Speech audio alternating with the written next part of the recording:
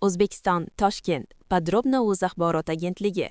O'zbekiston Energetika vazirligi haroratning keskin pasayishi tufayli mamlakatning ayrim hududlarida vaqtinchalik elektr energiyasi va tabiiy gaz ta'minotida uzilishlar bo'lishi mumkinligi haqida ogohlantirdi. Vazirlik sovuq ob-havo energiya sarfini oshiradi. Bu esa texnik cheklovlarga olib kelishi mumkinligini ma'lum qildi. Energetika vazirligining ma'lumotlariga ko'ra, mamlakatning butun yoqilg'i energetika tizimi kuchaytirilgan ish rejimiga o'tkazildi. Elektr, issiqlik va gaz ta'minoti inshootlarida qo'shimcha texnik tekshiruvlar o'tkazilmoqda. Mas'ul xizmatlar va favqulodda vaziyatlar brigadalari esa kun-u-tun ishlamoqda. Ta'kidlanishicha, an'anaviy ravishda sovuq kunlarda tarmoqdagi yuk ortadi va ayrim hududlarda vaqtinchalik texnik cheklovlar bo'lishi mumkin.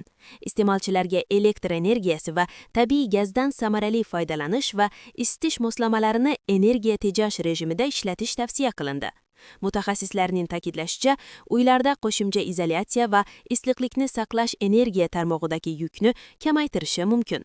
Fuqarolarga isitish moslamalaridan foydalanishda xavfsizlik qoidalariga rioya qilish ham tavsiya qilindi. Xususan, ularni qarovsiz qoldirmaslik, xonalarni muntazam ravishda shamollakish va shamollatish tizimlarining yaxshi holatda ekanligiga ishonch hosil qilish kerak.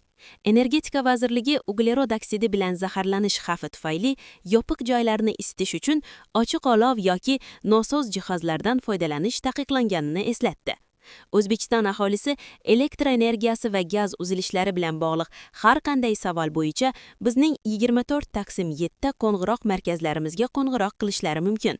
Elektr energiyasi bilan bog'liq muammolar bo'yicha 1154 va gaz bilan bog'liq muammolar bo'yicha 1104 va 104 raqamlariga qo'ng'iroq qiling. O'zbekistonda ob-havo keskin o'zgarishi kutilayotgani haqida avvalroq xabar berilgan edi. Yomg'ir, qor yog'ishi va harorat asta-sekin pasaya boshlaydi.